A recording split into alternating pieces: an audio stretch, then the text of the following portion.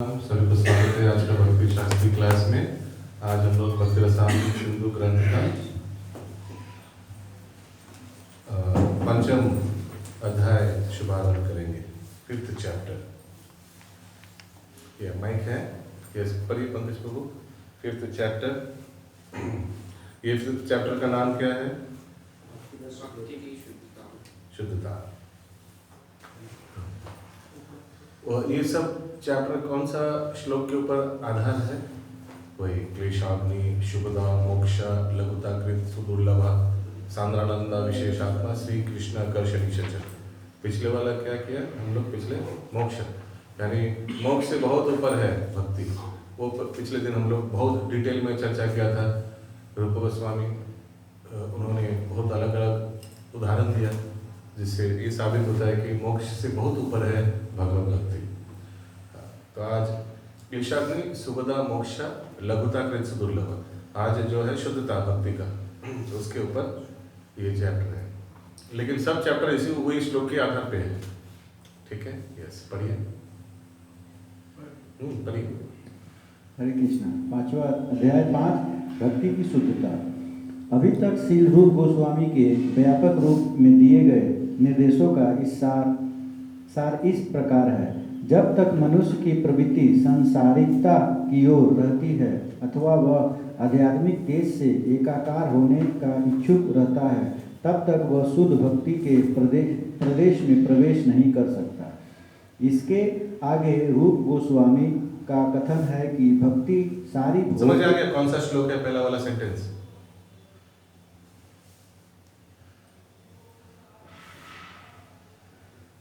सारी भौतिक धारणाओं से ऊपर है। समझ में आ गया? पहला वाला कौन सा सेंटेंस है? जब तक व्यक्ति का भोग करने का, ब्रह्म ज्योति में विलीन करने का, तब तक शुद्ध भक्ति नहीं मिल सकता है। कौन सा श्लोक? ज्ञान कर्म अनावृतम। चलिए बोलिए अभी कौन सा श्लोक है? ज्ञान और कर्म का है, ये सब जब क्लेश रहेगा। कौन सा श्लोक है? आप लोग का मेमोरी श्लोक में है 4 वाला में से, फिर भी याद नहीं आ रहा है। और क्या हिंट दो? बोलिए तो फिर। अन्नविलासिता शून्य ज्ञान कर्म अनावृतम। पढ़िए फिर से सेंटेंस। ये सब क्लिक होना चाहिए। ये श्लोक तो इसीलिए हम लोग पढ़ रहे हैं कि ये जब हम लोग शास्त्र अध्ययन करेंगे तो श्लोक क्लिक होगा। ज्ञान और कर्म से रहित, ये जो वो शुद्ध भक्त है ना, भक्ति है ना। शुद्ध भक्ति क्या है? जो कर्म से रहित, यानी कोई फल की आशा नहीं है। ज्ञान से रहित, यानी ब्रह्म ज्योति में विलीन होना, वो भी आशा नहीं है। आगे पढ़िए। सी ये रीडिंग क्लास नहीं है कि सिर्फ रीडिंग होगा, कौन कितना अच्छा से पढ़ सकता है। ये कोई इंडियन आइडल तो नहीं हो रहा है ना इधर। ये उद्देश्य ये रीडिंग के पीछे कि आप एक एक सेंटेंस समझिएगा, अंडरस्टैंड कीजिएगा, यही उद्देश्य है। हर एक सेंटेंस जब इतना कष्ट करके कोई कहाँ से आए आप लोग?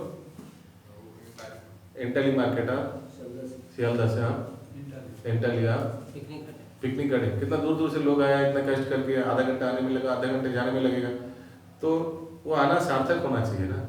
हर एक सेंटेंस समझना चाहिए।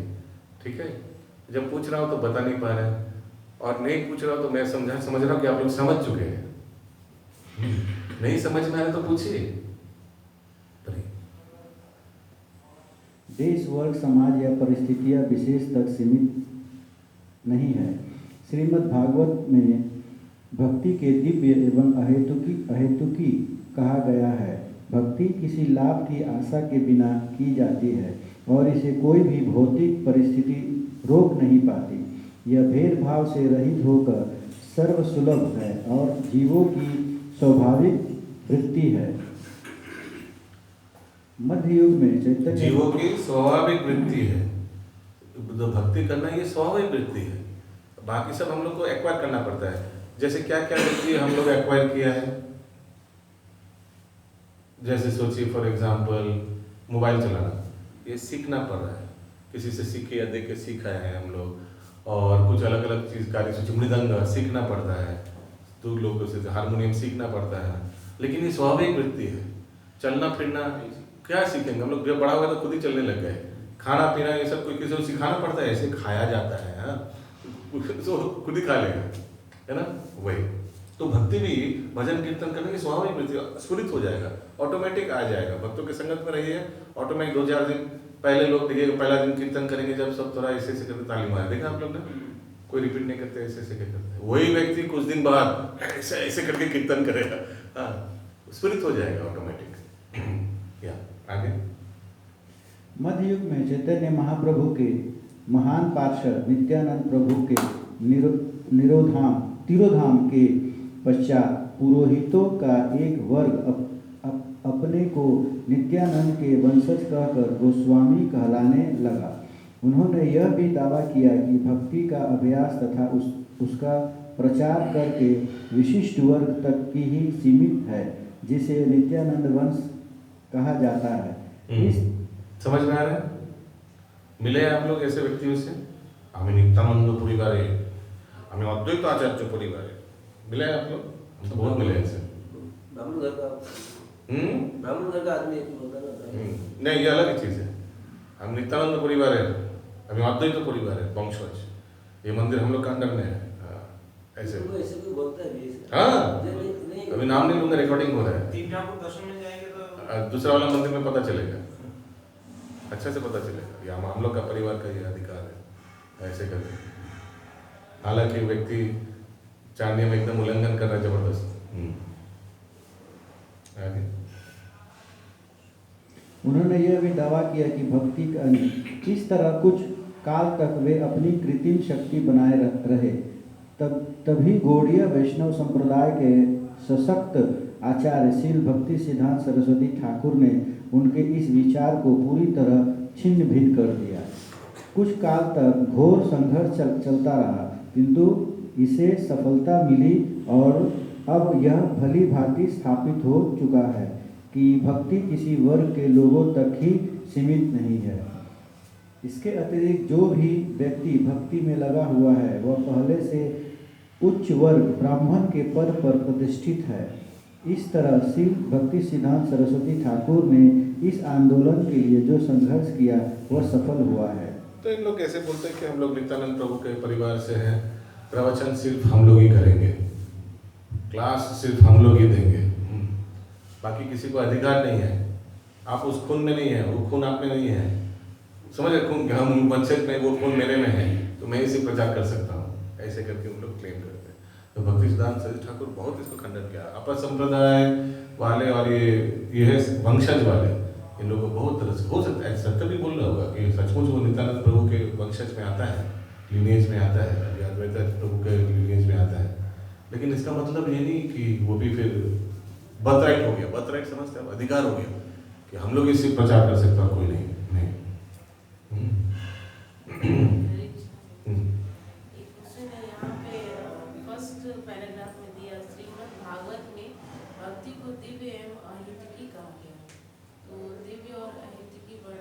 दिव्य यानी मोस्ट ऑस्पिशियस दिव्य, क्योंकि ये आध्यात्मिक है इसीलिए दिव्य है, भौतिक चीज नहीं है भगवत भक्ति। और क्या दूसरा वाला? अहेतुकी, कोई हेतु नहीं है। ऐसा नहीं कि सिर्फ ब्राह्मण या सिर्फ नित्यानंद प्रभु के परिवार वाले उन लोग के लिए ही भक्ति रिजर्व किया गया है। अरे तुम शूद्र हो, तुम छोटा जाति के हो, तुम लोग के लिए नहीं है। तुम लोग फिरंगी हो, तुम लोग हरे कृष्णा महामंत्र मत जप नहीं जप करोगे, विग्रह का अर्चन नहीं करोगे, ऐसे कोई सीमित नहीं है। भक्ति सभी जीवों के लिए है। इसलिए भक्ति विनोद ठाकुर ने जैव धर्म बोल के जीवों का धर्म एक बहुत सुंदर बुक भी लिखे है। It's not restricted. फिर आगे पद प्रतिष्ठा के बल पर ही आज विश्व के किसी भी भाग का यह गौड़ीय वैष्णव बन सकता है। एक शुद्ध वैष्णव दिव्य पद को प्राप्त रहता है, अतएव उसे जगत की सर्वोच्च योग्यता पात्रता अर्थात सतोगुण पद पहले से प्राप्त रहता है। पाश्चात्य जगत में हमारा कृष्ण भावनामृत आंदोलन हमारे गुरु महाराज श्री भक्ति सिद्धांत सरस्वती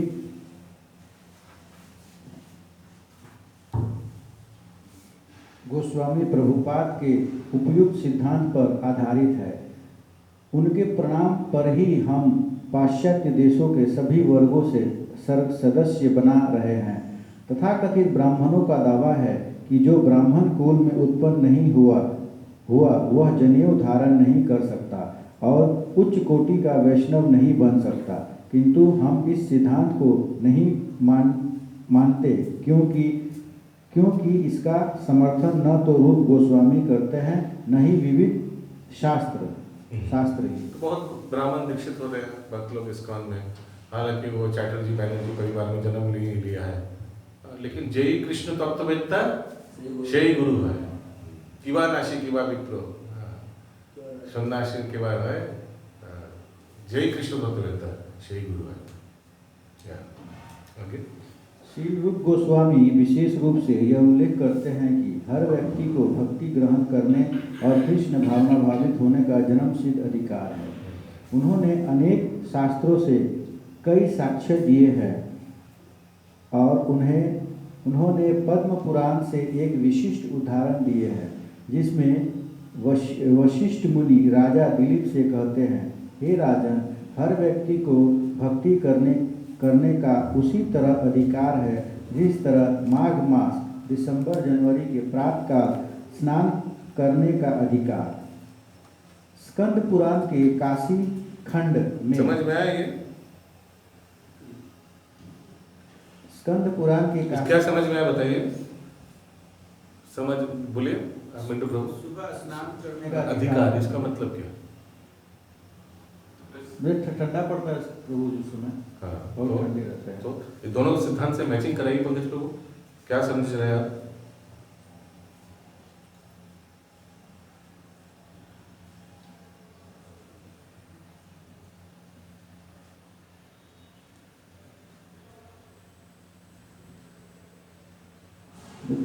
प्रभु जी ऐसे कुछ कि ब्राह्मण ही खाली स्नान नहीं कर सकता ठंडा का समय, सभी कोई कर सकता है। हाँ, तो माघ महीने में ये ब्रह्म मुहूर्त में शुद्ध जो ब्राह्मण है वही सिर्फ स्नान करता है, शूद्र उधर क्यों करेगा?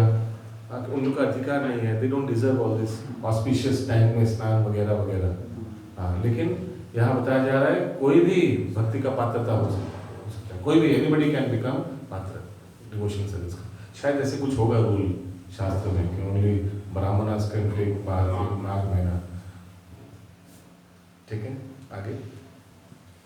स्कंद पुराण के काशी खंड में और भी साक्ष्य है, जिसमें कहा गया है कि मयूरध्वज नामक देश में शूद्रों से भी नीच माने जाने वाले निम्न जाति के लोगों को भी भक्ति के वैष्णव संप्रदाय में दीक्षित किया जाता है। जब वे अपने शरीर पर तिलक धारण करके तथा अपने हाथ एवं गले में कंठी माला पहनकर ठीक से वस्त्राभूषित होते हैं तो वे वैकुंठ लोक से आए प्रतीत होते हैं। वस्तुत वे इतने सुंदर लगते हैं कि सामान्य ब्राह्मणों को मात करते हैं। मयूरध्वज देश एक्चुअली तमलुक में है। मयूरध्वज राजा का नाम सुना है आप लोग ने? उन्हीं के नाम से ये स्थान जो एरिया है, हाँ, ये तमलुक में मयूरध्वज का राजा का। मालूम है उनका क्या हुआ था? उनका स्टोरी कुछ इस तरह हुआ था। एनीवेज थोड़ा भी डाइवर्ट हो जाएंगे कि वो कोई ब्राह्मण शपथ लिया था कि मांस काट के देना पड़ेगा, ऐसे कुछ। उनका फिर मांस, आधा मांस बोला नहीं, आपका शरीर से मांस काट के देना पड़ेगा, तो आपको खिलाएंगे तभी कुछ होगा। इंद्र और अग्नि नहीं, तो मयूरध्वज राजा बोला ठीक है, अगर दान में आपको मेरा शरीर से मांस ही लेना लीजिए। बोला हाँ, हृदय के पास से। तो भगवान एक्चुअली ब्राह्मण रूप में भगवान कृष्ण परीक्षा लेने आया था उनसे, और लास्ट में ब्राह्मण हार गया, भगवान हार गया। मयूरध्वज इतना बड़ा दानी था। वो कुछ ऐसे प्रसंग आता है, मेरे को पूरा क्लियर याद नहीं। हम लोग ने बहुत साल आगे इसका ड्रामा किया था 2011 में मायापुर में, मयूरध्वज राजा का। मैं ताम्रध्वज बना था उनका पुत्र। तो ये तमलुक एरिया में ही है उनका राजा। ये भी जाइएगा तमलुक में तो ये मयूरध्वज का राजा का राजबाड़ी अभी टूटा फूटा था, हम लोग गए थे बहुत साल आगे। ठीक है, बहुत बड़ा भक्त था कृष्ण का। आगे। इस तरह वैष्णव स्व ब्राह्मण बन जाता है। इसी विचार का समर्थन सनातन गोस्वामी ने अपनी पुस्तक हरि भक्ति विलास में किया है। यह पुस्तक वैष्णव मार्गदर्शन दर्शिका है। उसमें उनका कथन है कि जो भी व्यक्ति वैष्णव संप्रदाय में विधिवत दीक्षित हो जाता है वह निश्चित रूप से ब्राह्मण बन जाता है। जिस तरह कांसा नामक धातु पारे के साथ मिलकर स्वर्ण में बदल जाती है।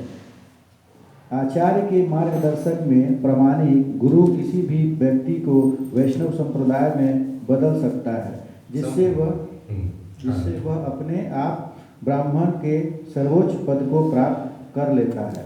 समझ में आया ये कंपैरिजन? आया समझ में? घर में ट्राई भी कर सकते हैं आप। क्या ट्राई करें? हाँ, गोल्ड मिल जाएगा। ठीक है, तो सिमिलरली अगर कोई अयोग्य व्यक्ति भी शुद्ध भक्त के संस्पर्श में आए तो वो भी वैष्णव बन सकता है, कोई शूद्र भी वैष्णव बन सकता है। ठीक है, कौन सा कॉस्टली है? कॉपर या गोल्ड? कौन सा कॉस्टली है? गोल्ड कॉस्टली है, लेकिन कॉपर भी गोल्ड में बना सकता है। कैसे? मरकरी के संस्पर्श में। आगे शील रूप गोस्वामी सावधान करते हैं कि यदि कोई व्यक्ति प्रमाणिक गुरु द्वारा विधिवत दीक्षित होता हो तो उसे यह नहीं सोचना चाहिए कि ऐसी दीक्षित स्वीकार करने मात्र से उसका काम पूरा हो गया। इतने पर भी उसे सावधानी के साथ विधिवत विधान का पालन करना होता है।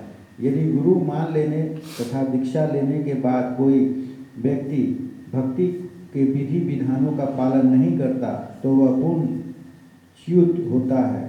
मनुष्य को यह स्मरण रखने के लिए सचेत रहना चाहिए कि वह कृष्ण के दिव्य शरीर का अंश है।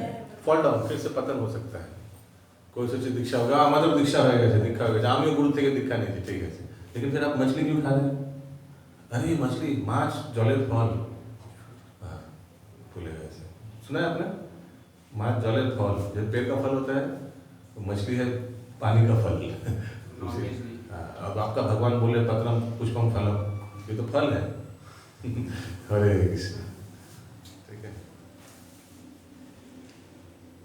है, यह उसका कर्तव्य है कि अंश होने से वह संपूर्ण की अर्थात कृष्ण की सेवा करे। यदि हम कृष्ण की सेवा नहीं करते तो हम पूर्ण च्युत होते हैं। जो दूसरी शब्दों में दीक्षित होने मात्र से ही कोई ब्राह्मण के उच्च पद को प्राप्त नहीं होता। उसे अपने कर्तव्य निभाने होते हैं और दृढ़तापूर्वक विधानों का पालन करना होता है। श्री रूप गोस्वामी यह भी कहते हैं कि नियमित रूप से भक्ति करते रहने पर च्युत होने का प्रश्न ही नहीं उठता, किंतु यदि परिस्थितिवश पतन हो जाए तो वैष्णव को प्रायश्चित शुद्ध का विधान नहीं करना होता। यदि कोई व्यक्ति भक्ति सिद्धांतों से च्युत होता है तो उसे शुद्धि के लिए प्रायश्चित नहीं करना होता, उसे भक्ति के नियमों का ही पालन करना होता है और उसे पुनः स्थापना के लिए इतना ही पर्याप्त है। हरे कृष्ण, समझ में आया? हाँ, तो ये सोचिए कोई भक्ति करके चार नियम पालन कर रहा है, दीक्षा भी हो गया, लेकिन अचानक पतन हो। पतन माने सोचिए दोस्त लोग के पुराना दोस्त लोग आया, फिर बोला थोड़ा तुम भी एक पेक मान लो कोई नहीं दिख रहा है, कोई इसका वाले आसपास है नहीं। तो वो भी सोचा ठीक है, दबाव में आकर प्रेशर में आकर सबका मन रखने के होता है ना, कभी दूसरे का मन रखने में आप बोले ठीक है ले लिया, हालांकि उसका दीक्षा हो गया था। फिर इसका प्रायश्चित क्या होगा? बाहर वाले बोल सकते काम कर तुम गर्म लोहा पी लो, यही प्रायश्चित है। ऐसे कोई ऐसे कहानी है सुबुद्धि राय का चैतन्य महाप्रभु के लिए लीला में, उसका अभी वो पूरा लीला को लेकर तो टाइम लग जाएगा। तो इसका प्रायश्चित क्या है ये मैं पूछ रहा हूँ, बताइए क्या प्रायश्चित है? हाँ, जैसे कर रहे थे करते रहिए, वही प्रायश्चित है। फिर से भजन कीर्तन करते रहिए, जैसे कर रहे थे वैसे साधना करते रहिए। ऐसा नहीं कि प्रायश्चित के लिए जीभ को खा के फेंक देना पड़ेगा। कौन सा गला से वो शराब पिया, वो गला में लोहा पिघला हुआ लोहा फेंक दो, कुछ सिंपल है ना भक्ति का प्रोसेस। वो क्या बोलता है हिंदी में, जब जगे तब सवेरा। हाँ, जो हो गया सो हो गया, छोड़िए। हाँ, लेकिन इसका मतलब नहीं कि बार बार हो जाएगा और आप बोलिएगा जो हो गया सो हो गया, ऐसा नहीं। आगे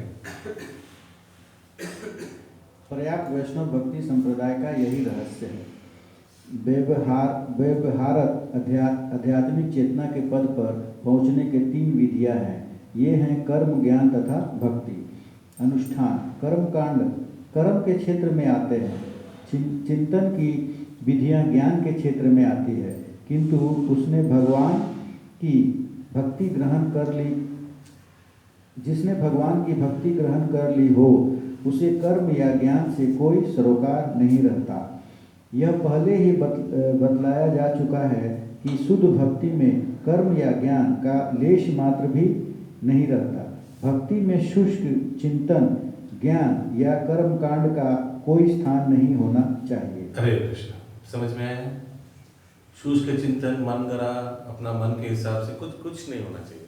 हरे कृष्ण महामंत्र शायद ये होगा, शायद कुछ नहीं। एवरीथिंग इज गिवन शास्त्र में। हरे गुरु वैष्णव का हमने आश्रय लेकर हमको भजन कीर्तन करना है। अपना मन क्या बोल रहा है, ये हो सकता है क्या, ये भी हो सकता है क्या, ऐसे कल्पना का कोई स्थान नहीं है। ठीक है? यस। नेक्स्ट पढ़िए। नेक्स्ट कोई।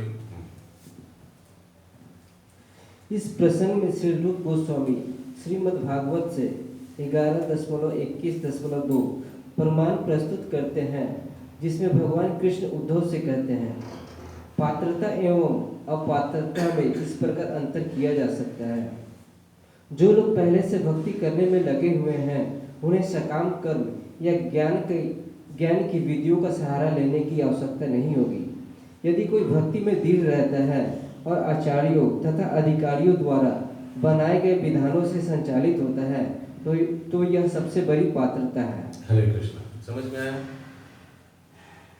देख लीजिए समझ में आया नहीं।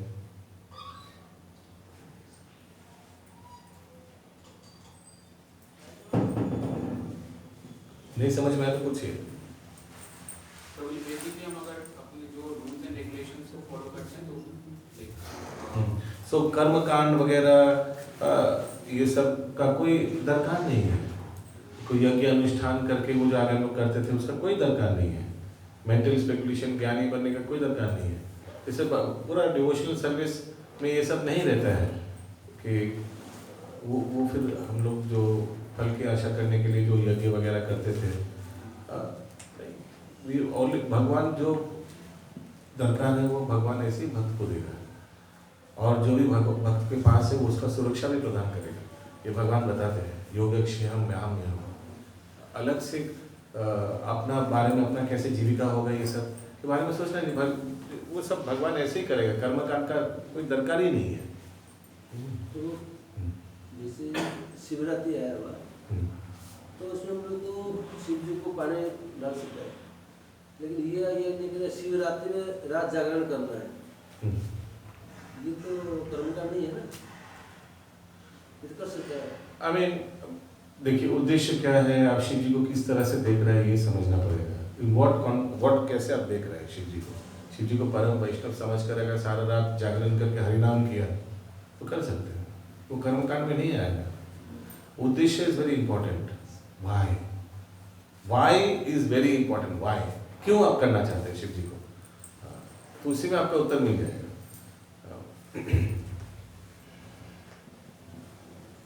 यस, आगे। इस कथन का अनुमोदन श्रीमद् भागवत में 1.5.17 श्री व्यासदेव को श्री नारद मुनि द्वारा दिए गए उपदेश से हो जाता है। यदि कोई अपने निश्चित वृत्तिपरक कर्तव्य को नहीं भी करता, किंतु यदि वह सीधे हरि कृष्ण के चरण कमलों की शरण में चला जाता है, तो इसमें उसका कोई दोष नहीं माना जाता। कोई महापुरुष संन्यास ले लिया, बोले माता और पत्नी को छोड़ के संन्यास ले लिया, तो for higher cause lower causes can be sacrifice.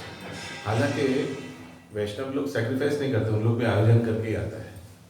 जैसे बहुत लोग ब्रह्मचारी आश्रम ग्रहण कर लिया, माता पिता का क्या होगा, माता पिता ने स्वप्न देखा था कि वो बड़ा बनेगा मैंने बड़ा का कोई डेफिनेशन नहीं है। बड़ा बनेगा, बहुत टाका कमाएगा, इसी का मतलब है बड़ा, टाका कमाएगा। हाँ तो ठीक है, वो भी भगवान लक्ष्मीपति की सेवा कर रहा है फुल टाइम, क्या प्रॉब्लम है। तो वो तो ठीक है, लेकिन हम लोग जो भक्ति करते हैं, चालने में पता सबसे क्या खाना पीना का थोड़ा हम लोग बारण करते हैं, लेकिन दूसरा बार देखता है, अरे इतना जल्दी छोड़ दिया, ये कर दिया, वो कर दिया, जिसे बोलता है, बाहर के लोग बहुत उदास हो जाते हैं, भक्त लोग क्या उनको हमारा टेंशन खराब हो जाता है। हाँ, हालांकि अगर पुत्र बदमाश निकलता है, शराबी निकलता है तो हाँ वेरी ये हुआ शेर का बच्चा, ये है असली शेर का बच्चा, हाँ बहुत अच्छा, बदमाश है, शराबी जुआरी है, पारा में बैठ के रात 12 बजे तक अड्डा मारता है और गुटखा तंबाकू खैनी खाता है, हाँ तो ये मर्द है। हाँ, और कोई अगर भजन कीर्तन करता है, सुबह उठकर मंगल आरती करता है, भगवान का नाम जाप करता है, यही कहाँ से आ गया है ना। तो बिल्डिंग ऐसा है, बचपन से बोला वो कितना बार हमको बारण करते हैं, देखिए हम तो आस्ते कर रहे हैं, उससे वो बारण कर रहा है, हाँ। वो सोने डिस्टर्ब हो रहा है उसमें, हम कम कर दिया है। वो है, सब जगह है, सारा दिन ऐसे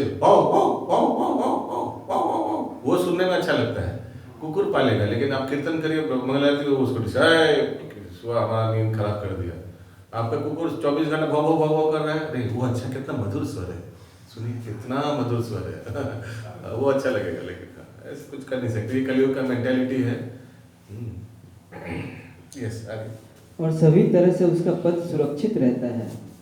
यदि भक्ति करते हुए कुछ संगति के कारण वह च्युत होता है या भक्ति को पूरे किए बिना असमय में मर जाता है तो भी उसकी कोई क्षति नहीं होती। वो मैं क्लास में आज ही बता रहा था, सब नवद्वीप मंडल पड़े, प्रभु अमित शाह आ रहा है, ये आ रहा है, रास्ता क्या होगा, ये क्या होगा, अरे भाई चलिए परिक्रमा करिए, प्रभु हम लोग कर पाएंगे ना, ये टॉयलेट बाथरूम का क्या व्यवस्था है, खाना पीने का क्या व्यवस्था है, प्रभु टोटो वोटो है ना, प्रभु ये हो गया तो वो हो गया, अरे कुछ हो गया तो चल के आइए, वापस घर आ जाइएगा, अब क्या है, ज़्यादा कुछ होगा तो यूटर्न मारिए, घर आ जाइए वापस, फिर भी 2 दिन भी किया तो वो भी अच्छा है ना। वही चीज़ है, क्या क्षति क्या है, कुछ भी करेगा आपका अकाउंट में जाएगा और हमेशा रहेगा। किंतु कृष्ण भावनामृत से विहीन व्यक्ति वर्ण तथा आश्रम के अपने कर्तव्य को करते रहने पर भी मनुष्य जीवन के असली लाभ को प्राप्त नहीं कर पाता। तात्पर्य यह है कि ऐसे सारे बद्ध जीवों को जो यह जाने बिना कि इंद्र तृप्ति के कार्यों में बुरी तरह लगे रहने से भवसागर से निकल पाने में तनिक भी सहायता नहीं मिलेगी, बारंबार जन्म मृत्यु ही प्राप्त होती है। श्रीमद् भागवत के 5वें स्कंद में ऋषभ देव अपने पुत्रों से स्पष्ट कहते हैं, स्पष्ट कहते हैं, स्पष्ट कहते हैं, स्पष्ट कहते हैं, स्पष्ट कहते हैं, स्पष्ट माने तो उल्टा हो गया ना, स्पष्ट अ लगा दिया तो उल्टा हो गया ना। हाँ, हिंदी में क्या लिखा है, स्पेलिंग क्या है? आधा स है तो आधा शार्ट तिरकटा स है। अच्छा।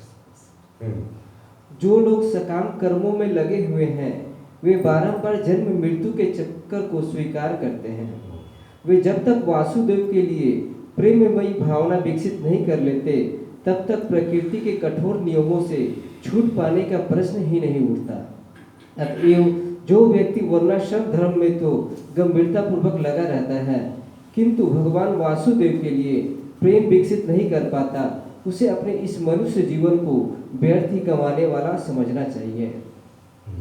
इसकी पुष्टि श्रीमद् भागवतम में 11.11.32 भी हुई है, जहां भगवान कृष्ण उद्धव से कहते हैं, हे उद्धव, जो व्यक्ति अपने संपूर्ण वृत्तिपरक कार्यों को त्याग कर पूर्ण रूपेण मेरी शरण में आ जाता है और मेरे आदेशों का पालन करता है उसे उत्तम कोटि का व्यक्ति माना जाना चाहिए।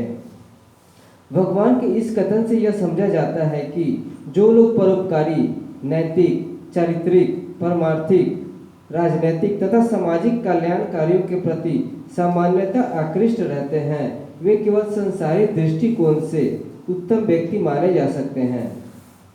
हम श्रीमद् भागवत तथा अन्य प्रमाणिक वैदिक शास्त्रों से यह भी जानते हैं कि यदि कोई कृष्ण भावना भावित होता है तो तथा भक्ति करता है वह परोपकारी, नैतिक, चारित्रिक, परमार्थिक, सामाजिक कल्याण कार्यों में लगे पुरुषों की अपेक्षा बहुत अच्छे पद पर स्थित माना जाता है। इस बात को और भी बल देकर श्रीमद् भागवतम में 11.5.41 कहा गया है। समझ में आ रहा है अभी तक? ये परोपकारी जो है उससे बहुत ऊपर है कृष्ण भक्ति, क्योंकि जितना भी परोपकारी बता रहे इधर उदाहरण दिया है सब शारीरिक स्थिति पे, शरीर का उपकार के लिए है, लेकिन कृष्ण भक्ति आत्मा के लिए उससे बहुत ऊपर है। सब एक एक याद समझ में आया? ये अलग अलग प्रकार के परोपकारी। और भक्ति करने से ये सब उसमें आ जाता है। हाँ, आई मीन इसी के ऊपर भी जाता है। जस्टिन तुष्ट जगत तुष्ट है। अभी ये सब उसमें आ जाता है, इसका भी विश्लेषण बताइए क्या ये सब उसमें आ जाता है, इसका क्या अर्थ हुआ? कि भगवान का सेवा करने से, भगवान का हरिनाम करने से जितना संसारी, जितना भी आपको राजनीति, जितना भी कुछ होता है उसमें आ जाता है भक्ति करने से। तो आप बोल रहे हैं कि अगर भक्ति किया तो स्कूल कॉलेज हॉस्पिटल जो शरीर का देखभाल करता है वो सब इसमें आ जाता है, यही बोलना चाह रहे हैं ना? तो इसका विश्लेषण यही है कि अगर कोई व्यक्ति का आपने हरिनाम दिया तो फिर वो जन्म मृत्यु जरा व्याधि से निकल आएगा, भगवान के धाम वापस चले जाएगा, भगवान की सेवा में लग जाएगा।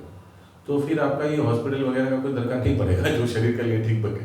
व्यक्ति चला गया भगवान के धाम तो फिर हॉस्पिटल का क्या करना?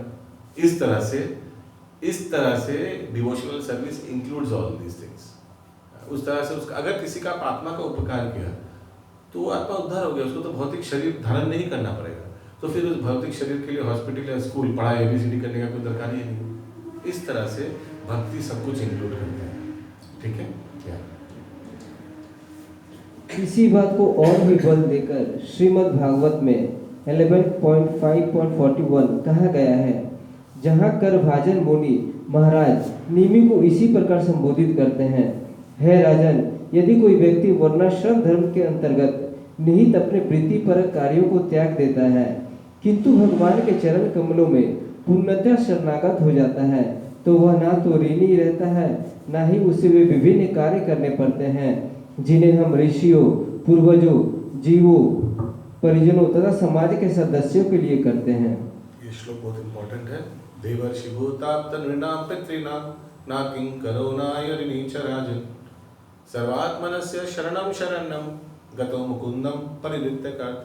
अगर मुकुंद के आपने शरणागत ले लिया तो इन जो 4-5 प्रकार के ऋण हैं इससे आप मुक्त हो जाते हैं। जैसे देवताओं के प्रति ऋण, पितरों के प्रति ऋण, ऋषियों के प्रति ऋण, समाज के प्रति ऋण, ऋणी है ना? कैसे हम लोग देवताओं के प्रति ऋण कैसा है? कैसे हाउ प्राण प्रभु, how we are indebted to the demigods? For example प्रभु सन जैसे हम लोग रोशनी दे रहे हैं। एब्सोल्युटली, हाँ, रोशनी, फिर वो बारिश वगैरह वगैरह, पवन दे, वायु दे रहा है। आप एक ऑक्सीजन सिलेंडर का प्राइस पूछिए फिर पता चलेगा। और इधर हम लोग को अनलिमिटेड सप्लाई दे के रखे हैं, है? तो ये सब हम लोग ऋणी हो जाते हैं। और पितरों कैसे ऋणी है? पितरों के प्रति मणिभूषण प्रभु तो हम सबको रक्षा कर रहे हैं, कृपा कर रहे हैं। रक्षा कर रहा है। एक से बताइए कैसे रक्षा कर रहा है? वो तो भौतिक स्तर पर हम सब पर कृपा कर रहे हैं। कृपा कर रहा है, कृपा। पितरों की वजह से शरीर मिला है ना। पितरों जनरेशन उस तरह से उन्होंने हमारा दादाजी को शरीर, दादाजी ने पिताजी को, पिताजी ने हमको दिया। तो इस तरह से we are indebted chain system में। हाँ, और ऋषियों का कैसे हम लोग आभारी है पंकज प्रभु? अध्ययन देते, मतलब हम लोग को आगे बढ़ने के लिए भगवान के पास जाने के लिए। शास्त्र, हाँ, शास्त्र दिया हुआ एक्सेट्रा। तो इस तरह से हम लोग बहुत लोगों का ऋणी है। अभी सबको कैसे ऋण चुकाएंगे? देवताओं लोग को 33 करोड़ का उपासना करके पितरों के पास जाकर कैसे ऋण कैसे चुकाएंगे? तो वही श्लोक में बता रहे हैं, गतो मुकुंदम परिनित्यकार्थम। अगर मुकुंद के हम लोग शरणागत हो जाते हैं तो सब ऋण से मुक्त हो जाते हैं। कैसे मुक्त हो जाते हैं इसका भी विश्लेषण अगर देखना चाहते हैं आप, अगर भगवान का कोई शरणागत हो गया तो पितरों का उद्धार हो गया। अरे पितृलोक में तो इसलिए बैठा हुआ कि हम लोग को उद्धार करे कोई, तो उद्धार हो गया। डिवोटी बन गया तो ऑटोमेटिक उद्धार हो गया। उसीलिए तर्पण करे चाहे नहीं करे कोई फर्क नहीं पड़ता, वो तो उद्धार हो गया। उसको तर्पण करके फायदा क्या है? तो उद्धार ही हो गया व्यक्ति उधर पितृलोक में फंसा था, शरीर नहीं मिला था, लेकिन कोई वैष्णव आ गया वंशज में तो उद्धार हो गया। सिर्फ पीछे वाला नहीं, आने वाला 7 पीढ़ी नहीं, 21 पीढ़ी भी उद्धार हो जाता है। 21 फिर तो खत्म बात, ठीक है। और देवता लोग कैसे उद्धार ऋण चुका लिया आपने? जो भी हम भगवान को अर्पण करेंगे वो वैसे देवताओं को जो भी अर्पण करते हैं वो भगवान को ही लगता है। मतलब श्री कृष्ण को अगर तो अगर आप डायरेक्ट डिवोटी बन गए, अगर आप डायरेक्ट डिवोटी बन गए फिर तो देवता लोग आपसे घूस नहीं मांग सकता है, घूस नहीं मांग सकता है ना। हाँ, देवता लोग को पटाने जाएगा तो देवता लोग बोलेगा आहुति दो, 2 टका दो। जैसे पासपोर्ट ऑफिस में आप बनाने गए यहाँ वहाँ का कर्मचारी को पकड़ा तो वो बोलेगा एक तो नीचे से एक तो नोट दे दीजिए, हाँ। लेकिन अब डायरेक्ट बॉस को जाकर बोला, जैसे जो तरीका है वैसे किया आपने, तो फिर कुछ सवाल ही नहीं उठता यहाँ वहाँ से टाका देने का, है ना। उन लोग का सर्विस भी आपने लिया नहीं। अगर आप भगवान के धाम चले जाएंगे तो 33 करोड़ देवता लगेगा आपको, तो आपने जब सर्विस नहीं लिया तो ऋण नहीं है। वो बोला तो ना खाना पिया किया क्या, ग्लास पूरा भरा है, ऐसे कुछ ना।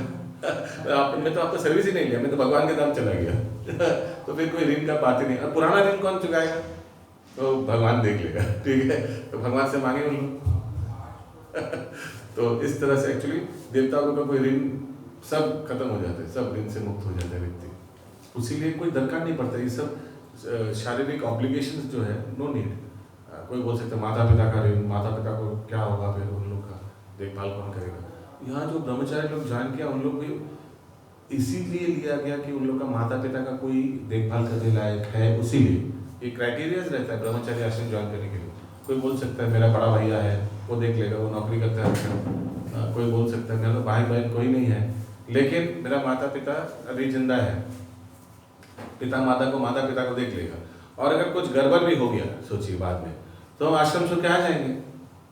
कितना भक्त लोग किया है ऐसे, क्या है कुछ ज़्यादा क्या गड़बड़ हो रहा है तो यूटर्न तो मार ही सकते हैं। ऐसा नहीं कि आप ब्रह्मचारी बन गए तो संन्यास तो नहीं लिया कि आश्रम वापस नहीं आ सकते। ब्रह्मचारी क्या बिकम गृहस्थ हो गया, तो ऑप्शन खुला हुआ रास्ता। या आगे न ही उसे पाप पूर्ण कर्मवशों से मुक्त होने के लिए 5 प्रकार के यज्ञ करने की आवश्यकता होती है। वह मात्र भक्ति करके सभी प्रकार के दायित्वों से मुक्त हो जाता है। हमको मालूम नहीं है क्या 5 प्रकार का यज्ञ करने का दरकार पड़ता है, लेकिन भक्ति करने से ऐसे भी ये सबसे मुक्त हो जाएगा। तात्पर्य यह है कि मनुष्य जन्म ग्रहण करते ही अनेक लोगों का ऋणी बन जाता है। वह ऋषियों मुनियों का ऋणी होता है, क्योंकि वह उनके प्रमाणिक शास्त्रों तथा ग्रंथों को पढ़कर लाभान्वित होता है। उदाहरणार्थ, हम लोग व्यासदेव द्वारा लिखित पुस्तकों से लाभान्वित होते हैं। वे हम सबों के लिए सारे वेद छोड़ गए हैं। व्यासदेव के लिखने के पूर्व वैदिक साहित्य केवल सुना जाता था और शिष्यगण सुनकर ही मंत्रों को तुरंत याद कर लेते थे, पढ़कर नहीं। बाद में व्यासदेव ने वेदों को लिपिबद्ध करना श्रेयस्कर समझा, क्योंकि इस युग के लोगों की स्मृति अल्प है और वे गुरु द्वारा दिए गए सभी उपदेशों का स्मरण नहीं रख सकते। इसलिए वे समस्त वैदिक ज्ञान को पुराणों, वेदांत, महाभारत तथा श्रीमद् भागवत जैसे ग्रंथों के रूप में छोड़ गए।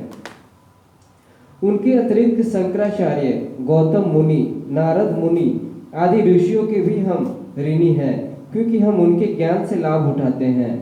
इसी प्रकार हम अपने पूर्वजों के ऋणी हैं, क्योंकि हम किसी एक कुल में जन्म लेकर सारे लाभ उठाते हैं और संपत्ति के अधिकारी बन जाते हैं।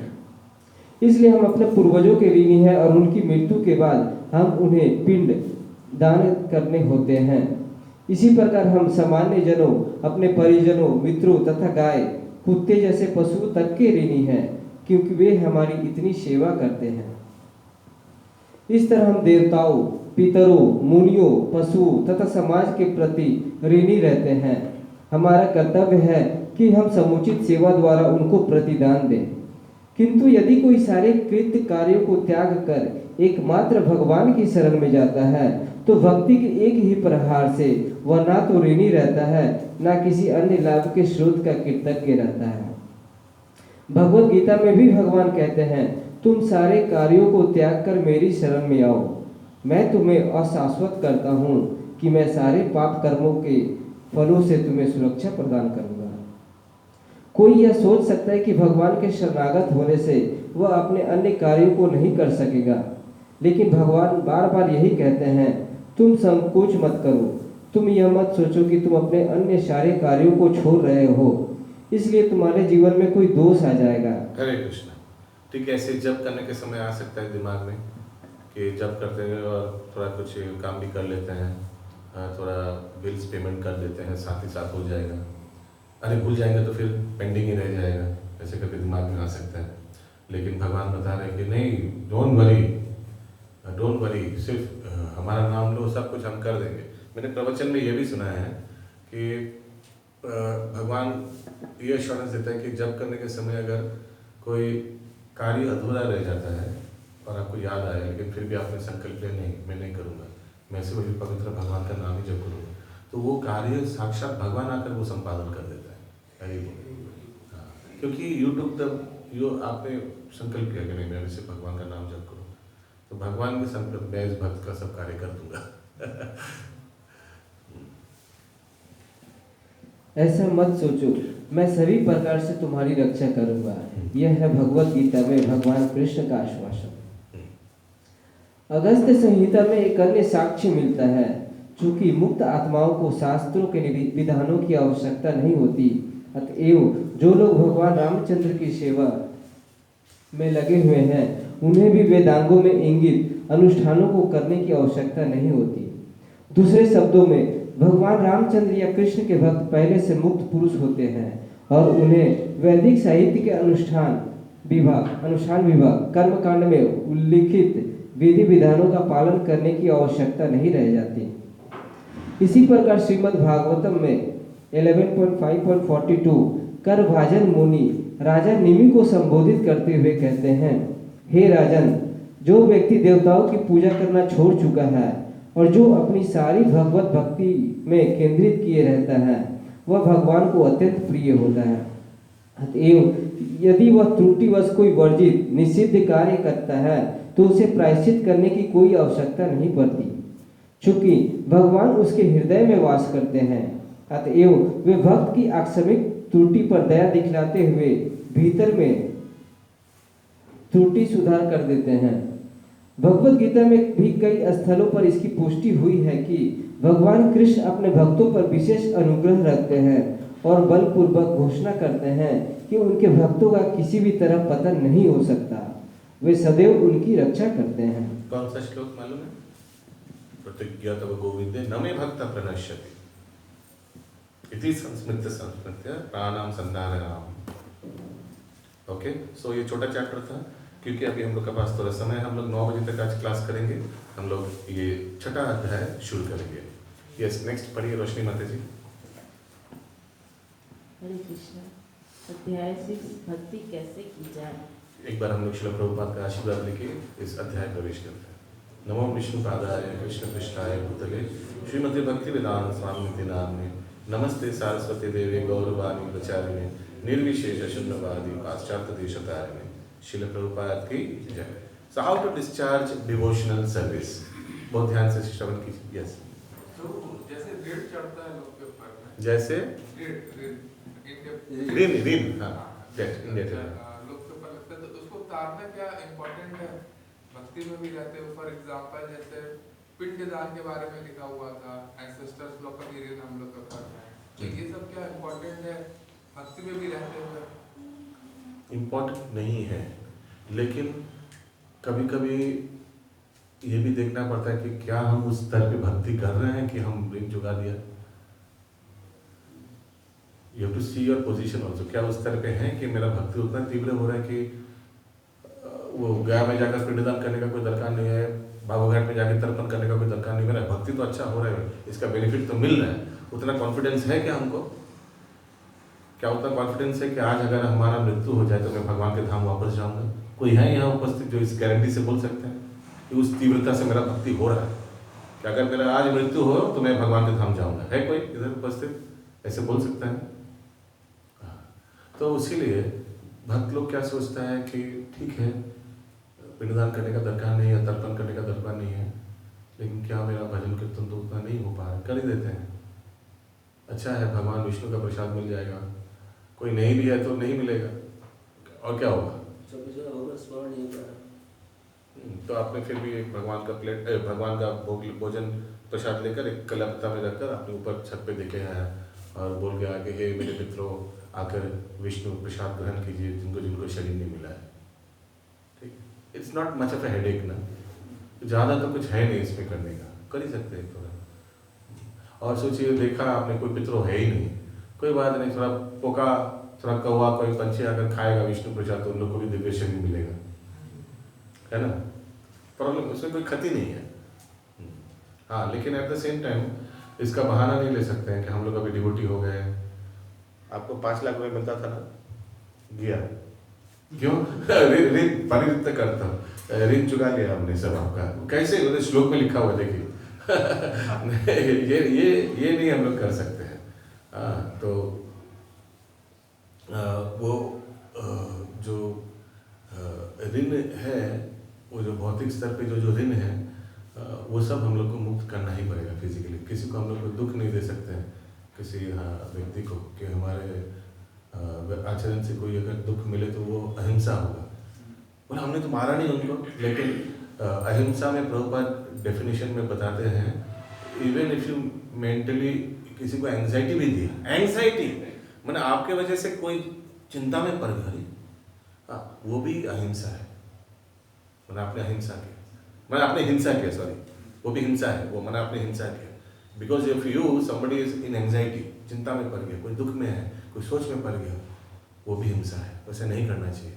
हमारे आचरण से अगर कोई किसी को दुख लगता है, उसका रिपरकशन होता है, बहुत रिपरकशन होता है उसका। वो सब ज़्यादा सुधारना इम्पोर्टेंट है भजन कीर्तन से। प्रभु जी, उसमें जो आदमी एंजाइटी ले रहा है मेरे तरफ से, हाँ। तो उसका सोच भी तो हो सकता है कि मेरे लिए इतना करेगा, हम मेरा कोई उद्धारी उद्देश्य ही नहीं है उसको पूरा करने का, तो फिर हम दोषी कैसे हो गए? समझेंगे, फिर से बोलिए। मतलब जैसे कि हम इनको मान लीजिए मेरे तरफ से दोष ले रहे हैं, ये कुछ आशा किए थे हमसे पाने के लिए, हम कुछ बोले नहीं है देने के लिए, लगता है हाँ, ना चाहते हुए भी बहुत कुछ हो जाता है हम लोग से, और उसके लिए भी हम लोग दोषी बनते हैं।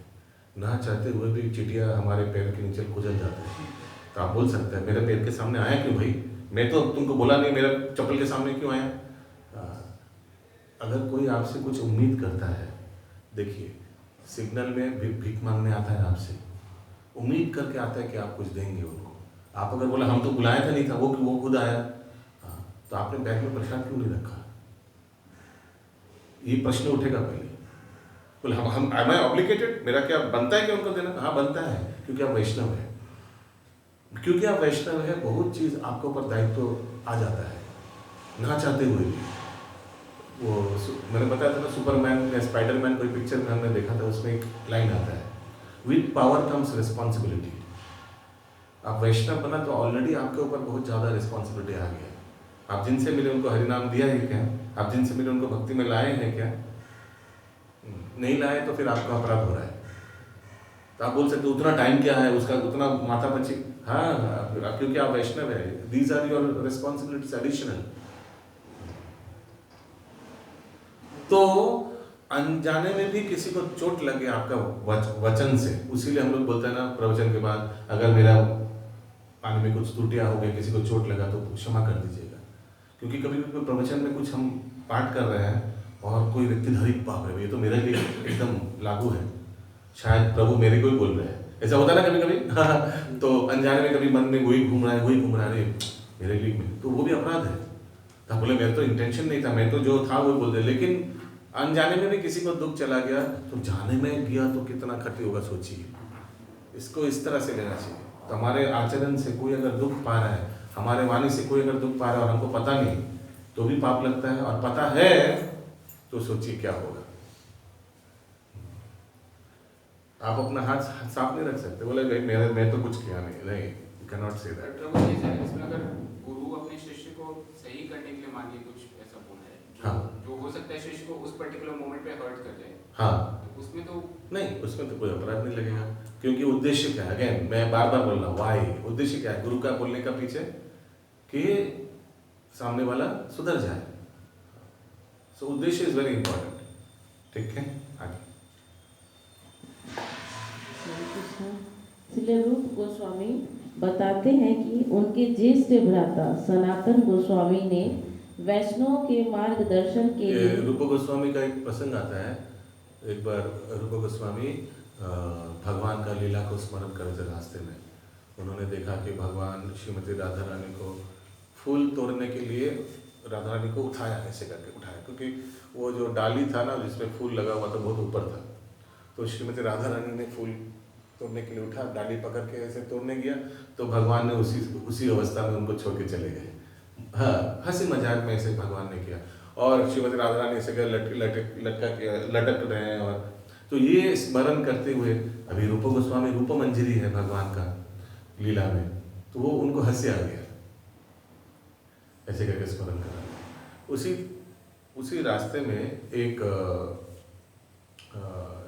व्यक्ति जिनको पैर में प्रॉब्लम है, क्या बोलेंगे उनको, हाँ, एक लंगड़ा एक्चुअली व्यक्ति आ रहा था, रूप गोस्वामी से मिलने ही आ रहा था, साधु से मिलने ही आ रहा था, और यहाँ रूप गोस्वामी वो लीला स्मरण करके हंस रहे हैं। तो उनको बुरा लग गया कि मेरे को देख के शायद रूप गोस्वामी हंस रहे, वहां से वापस चले गए।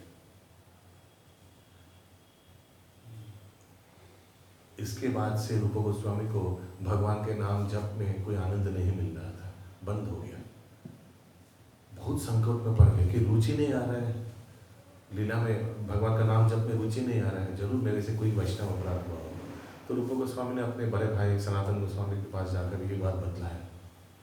तो सनातन गोस्वामी बोला, नहीं तुम सोचो क्या हुआ, कुछ नहीं। बोला, हमारा मन में एकदम जप में मन नहीं लग रहा है, भजन कीर्तन में मन नहीं लग रहा है, तो कोई जरूर हमसे वैष्णव अपराध हुआ होगा।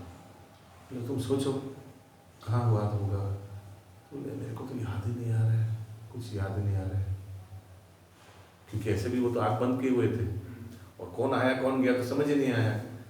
बोला, एक काम करो, तुम सोचो जो व्यक्ति से तुम मिलते थे उनमें से कोई आना बंद कर दिया। तो फिर याद है, हाँ ये फलाना व्यक्ति हमारे से रेगुलर मिलते थे, लेकिन आजकल वो दिख नहीं रहे, आते नहीं हैं मिलने। लोग शायद हो सकता है अनजाने में कुछ उनसे उनके प्रति अपराध हो गया। तो फिर उनके घर गया रूप गोस्वामी। सोचिए कहाँ तक, कितना हद तक हो गया। फिर उनका घर गया, क्या इन्वेस्टिगेशन किया, क्या हम लोग ऐसे करते हैं हाँ, हम लोग तो दूर हो गया उनके घर गया, घर जाके बात किया, हाय हेलो किया।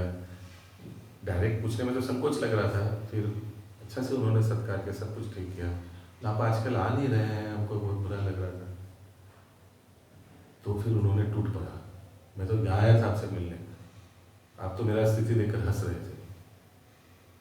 कहाँ वो पिछले एकादशी के बाद जो ये, तो फिर इन लोग तो साधु पुरुष हैं, इन लोग का स्मृति बहुत पावरफुल है, क्योंकि नैष्ठिक ब्रह्मचारी है।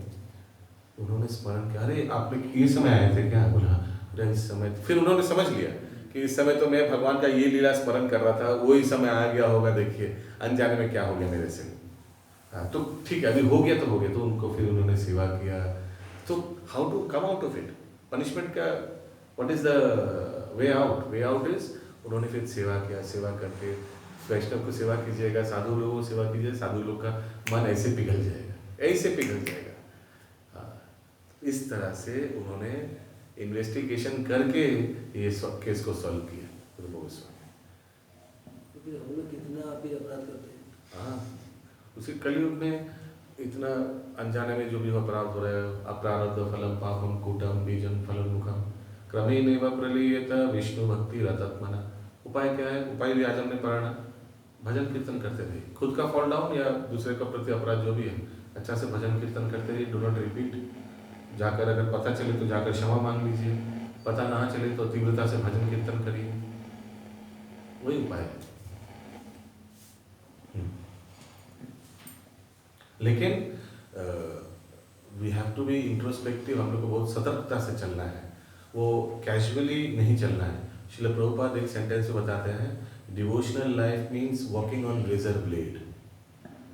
वॉकिंग ऑन रेजर ब्लेड उतना है डिवोशनल भजन भक्ति जीवन उतना है। बाहर ऑफिस में कुछ अपराध कर लिया, काम वाम करते, उसको भी हम लोग को फर्क नहीं पड़ता। लेकिन भक्ति में, स्पेशली भक्तों के संगत में कोई अपराध हुआ, उन्हें भगवान का यहाँ सब प्रिय व्यक्ति है, याद रखना चाहिए। जो भी इस मंदिर, उसीलिए मंदिर में जब हम लोग चरण रखते हैं ना एल्बर्ट रोड में, तुरंत याद रखना चाहिए कि अगले 2 घंटा में यहाँ आया हूँ, यहाँ से जब निकलूंगा भक्ति पॉइंट्स बढ़ना चाहिए, गवाना नहीं चाहिए। जो है उसको गवा के नहीं निकलना चाहिए।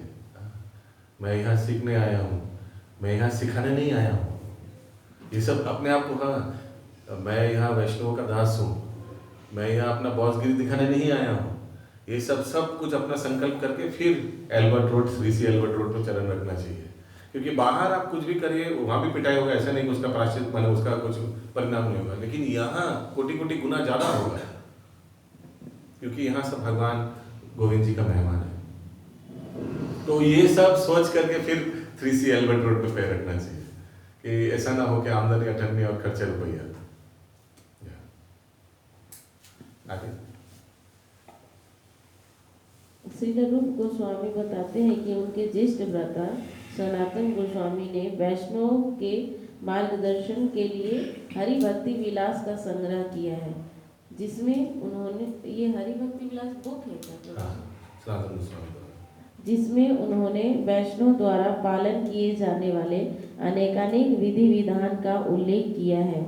इनमें से कुछ अत्यंत महत्वपूर्ण एवं प्रमुख हैं, जिनका उल्लेख श्रील रूप गोस्वामी हम सबों के लाभ के लिए अब करने जा रहे हैं। इस कथन का भाव यह है कि श्रील रूप गोस्वामी केवल मूलभूत सिद्धांतों का उल्लेख करना चाहते हैं, उनके विस्तार में नहीं जाना चाहते। उदाहरणार्थ, एक मूलभूत सिद्धांत यह है कि मनुष्य को कोई गुरु स्वीकार करना चाहिए, किंतु वह अपने गुरु के आदेशों का किस तरह पालन करता है यह उसका विस्तार माना जाता है। यथा यदि कोई अपने गुरु के आदेश का पालन करता है और यह आदेश अन्य किसी गुरु के आदेशों से भिन्न है तो इसे विस्तृत सूचना कहा जाएगा। लेकिन गुरु स्वीकार करने का मूलभूत सिद्धांत सर्वत्र अच्छा है, भले ही विस्तार पृथक पृथक हो। श्रील रूप गोस्वामी यहाँ विस्तार में न जाकर हमारे समक्ष केवल सिद्धांत प्रस्तुत करना चाहते हैं। समझ में आया? तो इस अध्याय में ऐसे आएगा, अलग अलग सिद्धांत आएगा, क्या करना चाहिए, उसका डिस्क्रिप्शन ज्यादा नहीं आएगा। Continue please. ये मूलभूत सिद्धांतों का उल्लेख इस प्रकार है। पहला, प्रामाणिक गुरु के चरण कमलों की शरण ग्रहण करना। दूसरा, गुरु द्वारा दीक्षित होकर उनसे भक्ति करना सीखना। तीसरा, तो यूजुअली देखिए शास्त्र में ऐसे होता था, हम लोग का भी इस्कॉन में थोड़ा अलग है, कहीं हम लोग शिक्षा तो पहले ग्रहण कर लेते हैं, फिर दीक्षा लेने के लिए भी हम लोग का कुछ योग्यता होना चाहिए, फिर हम लोग को दीक्षा मिलता है। लेकिन शास्त्र में वैदिक एरा में क्या होता था, जब हम लोग दीक्षा माने शिक्षा माने एकदम दीक्षा लेकर उनसे शिक्षा लेना शुरू, समझ में आया? ऐसे होता था, कोई गुरु के संस्पर्श में आए, उनके आश्रम ज्वाइन किया, उनसे दीक्षित होकर, दीक्षा माने इनिशिएशन, इनिशिएशन का अर्थ क्या, इनिशिएट का अर्थ क्या होता है, स्टार्ट। फिर हमारा पढ़ाई भक्ति अध्ययन शुरू हो गया। लेकिन हम लोग का यहाँ वैसा नहीं होता, पहले हम लोग शिक्षा लेते हैं, शिक्षा लेके कोई एक स्तर पे आते हैं, फिर हम लोग बोलते हैं कि हम लोग दीक्षा लेना है, क्या इच्छा प्रकट, आप लोग को मालूम है सब क्या प्रोसेस है यार। तीसरा, श्रद्धा पूर्वक तथा भक्ति पूर्वक गुरु के आदेशों का पालन करना। चौथा, गुरु के निर्देशानुसार महान आचार्यों के पद चिन्हों पर चलना। पांचवा, कृष्ण भावनामृत में अग्रसर होने के लिए गुरु से जिज्ञासा करना। और छठा, भगवान कृष्ण की तुष्टि के लिए किसी भी भौतिक वस्तु का परित्याग करने के लिए उद्यत रहना। अर्थात कृष्ण की भक्ति करते समय हमें ऐसे वस्तु का परित्याग करने के लिए तैयार रहना चाहिए जिसे हम त्यागना न चाहते हों। इसी प्रकार हमें ऐसी वस्तु स्वीकार करनी पड़ सकती है जिसे हम स्वीकार करना न चाहते हों। इसको बोलते हैं, भजन में आता है, भक्तियोनुकूलो मात्रो कार्योरो श्रीकार, भक्ति प्रतिकूलो कार्यो वर्जनोंगीकार। So whatever is good for devotional service must be accepted. उदाहरण भक्तों का संग, उदाहरण धाम यात्रा, परिक्रमा, ये सब whatever is favorable should be accepted, and whatever is detrimental for progress of spiritual progress should be given up. जैसे असत्संग त्याग करना चाहिए, और फिर चार नियमों का पालन करना चाहिए, चार नियम जो है वो सब पालन करना चाहिए, जो भी नेगेटिव्स है वो सब त्याग करना चाहिए। ठीक है, आगे। सातवां, द्वारका या वृंदावन जैसे पवित्र तीर्थ स्थलों में वास करना। आठवां, केवल आवश्यक वस्तु को स्वीकार करना। तो एक एक का पॉइंट का बहुत विस्तार आलोचना हो सकता है, धामवास के बारे में बोला जा रहा है, तो इसका भी बहुत विस्तृत यहाँ तो धामवास को बहुत आचार्य ने निंदा भी किया है, specially ISKCON is a preaching movement. धामवास में ज़्यादा फोकस नहीं करने की जरूरत। धामवास इज मोर लाइक भजनानंदी, धाम की जहाँ में जगह बैठ गई है और अपना भजन कीर्तन सोच रहे नहीं। प्रचार के लिए आप धाम में रहेंगे, धाम में किनको प्रचार कीजिए, सब तो भक्तों भी वहाँ जाते हैं।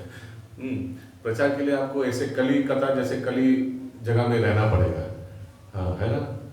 आपको मछली पकड़ना है तो पानी में उतरना पड़ेगा, और हम मछली पकड़ने के लिए नहीं प्रोत्साहन कर रहे हैं, लेकिन कोई भौतिक जगह में रहकर आपको प्रचार करना पड़ेगा। लेकिन धामवास इंपॉर्टेंट है फॉर चार्जिंग के लिए, अपना स्पिरिचुअल को चार्ज देकर फिर आइए। तो बीच बीच में धाम में जाकर वास करिए, फिर चार्ज देकर वापस आइए। और जब शरीर कोई काम का नहीं रहा प्रचार के लिए, उस समय शरीर धाम में जाकर वास कीजिए, ठीक है। और भक्ति भजन कीर्तन तीव्रता करिए। आगे केवल आवश्यक और आचार्य लोग क्यों धामवास में निंदा किया है? क्योंकि सोचिए व्यक्ति अयोग्य है धामवास के लिए, वो चला गया धाम, नहीं धामवास। भक्ति का 5 मुख्य अंग में धामवास है, मथुरावास है। मालूम है ना, 64 अंग में 5 मुख्य अंग है। क्या था? नाम संकीर्तन, मथुरावास, श्रीमूर्ति सेवा, नाम 5 मुख्य वो श्लोक क्या है? 5 मुख्य अंग भक्ति का, साधु संग, नाम कीर्तन, भागवत श्रवण, मथुरावास, श्रीमूर्ति, श्रद्धा सेवन। These are 5 most important out of 64 अंग में, उसमें धामवास कहता है। याद रखिएगा, लिख लीजिए ये श्लोक, हम खुद ही भूल जाएंगे बाद में। साधु संग, नाम कीर्तन, भागवत श्रवण,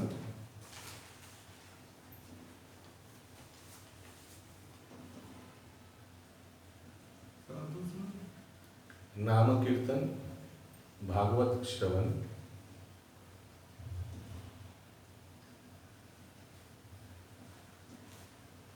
मथुरावास, नेक्स्ट लाइन, मथुरावास, श्रीमूर्ति, श्रद्धाए सेवन।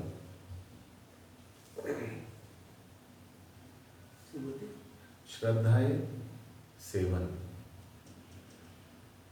तो साधु संग 1 नंबर, 2 नंबर, नाम कीर्तन 3 नंबर, भागवत श्रवण, और चौथा मथुरावास यानी धामवास, श्रीमूर्ति, श्रद्धा सेवन 5 यानी अच्छा विग्रह का सेवा। ये 5 मुख्य अंग है भक्ति का, तो उसमें धामवास आता है। अगला, केवल आवश्यक वस्तु को स्वीकार करना तथा भौतिक जगत से आवश्यकता अनुसार संबंध रखना। आवश्यकता अनुसार, तो सोचिए बस में चढ़ना पड़ेगा तो भौतिक संगत तो करना पड़ेगा। वो बस में चढ़ के नहीं बोल सकते जितना नॉन डिवोटी से सब उतर जाइए, मैं डिवोटी बस में चढ़ गया ऐसे बोलने से पहले आप ही को भगाया जाएगा। आगे, एकादशी के दिन व्रत रखना तथा 10वां पवित्र वृक्षों की यथा वट वृक्ष की पूजा करना। इंग्लिश में लिखा है observing the fasting day on Ekadashi. Fasting actually शास्त्र में एकादशी में फास्टिंग का स्तुति दिया गया है। हम लोग ने क्या किया, उसमें लिख दिया फास्टिंग फ्रॉम ग्रेन्स कन्वीनियंस के लिए।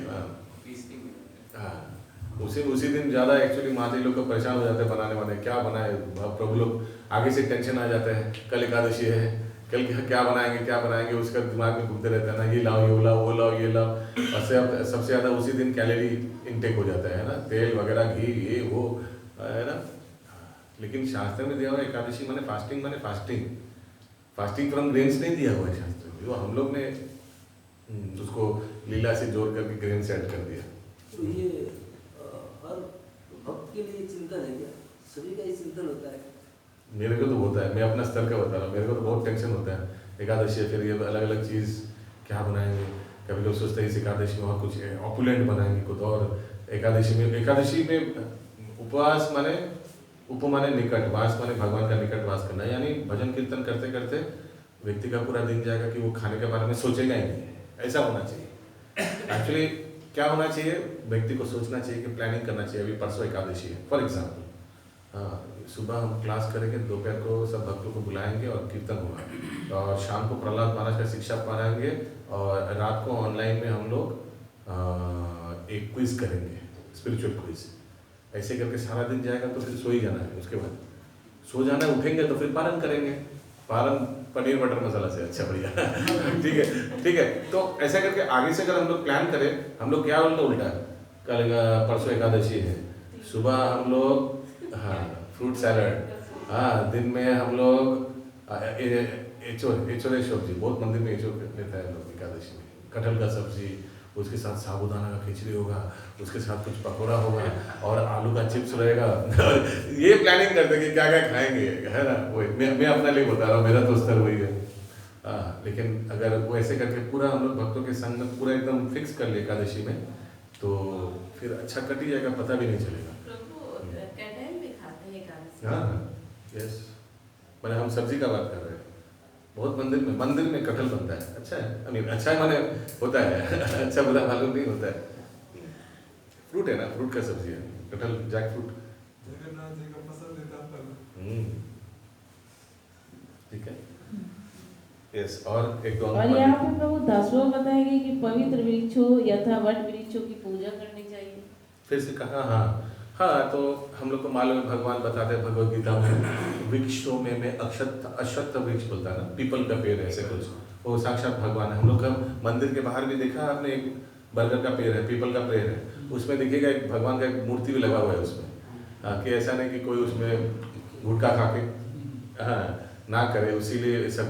हाँ, तो पूजनीय वृक्ष, भगवान वृक्ष में अपने आप को इस तरह से विस्तार किया, भगवद गीता में है श्लोक है, वृक्ष में अश्वत्था ऐसे बताते हैं कुछ।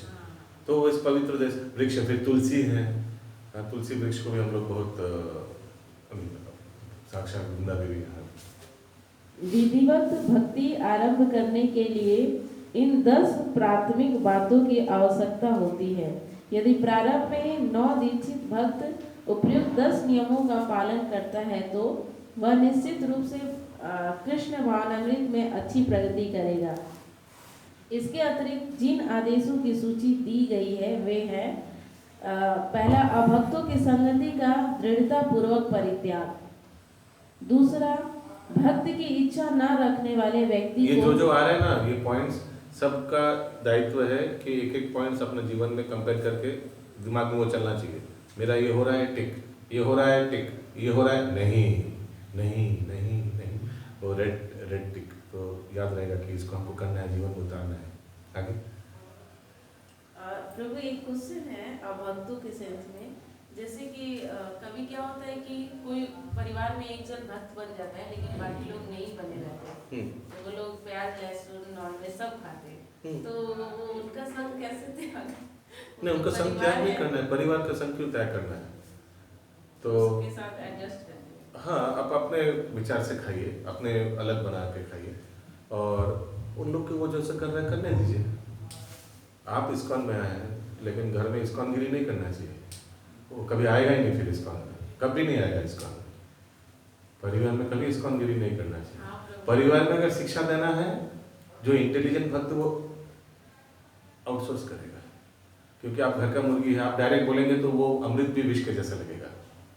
हाँ, तो इसीलिए किसी परिवार वाले को अगर भक्ति बनाना है, तो बाहर थर्ड पार्टी, वो थर्ड पार्टी वही चीज़ जो आप इतना साल बोल रहे थे, वो बाहर का वाले बोलेगा तो हाँ ठीक बोल छो, ये गलत बोल छे ऐसे लगेगा।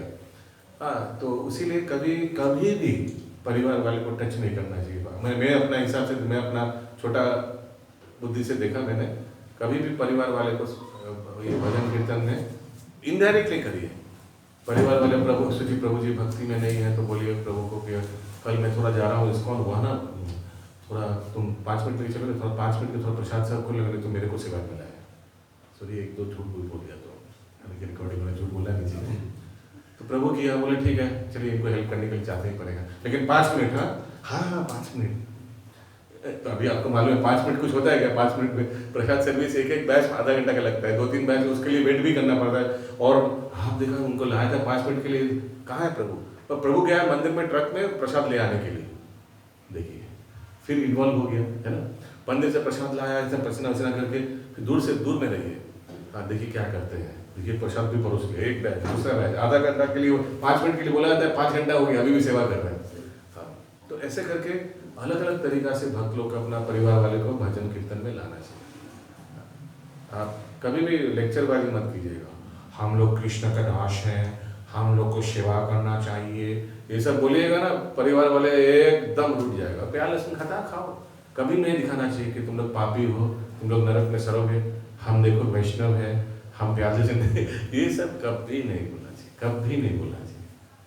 पहले पहले कुछ भी चाहता है तो बना कर हम लोग, अभी भी मेरा मामा और कोई आता है त्रिपुरा से, उन लोग को मालूम है कि अभी इन लोग पूरा वैष्णव हो गए तो नहीं है, लेकिन आकर उनको मालूम है कि घर में चाय नहीं बनता है, लेकिन बोलता है चाय लाओ चाय पिलाओ। हाँ, तो फिर कभी कभी बाहर से चाय खरीद के भी, जो सामने मेरा एक मामा चाय दुकान है, वहाँ से 10-20 रुपये का कप में चाय लेकर भी देते हैं, देना पड़ता है।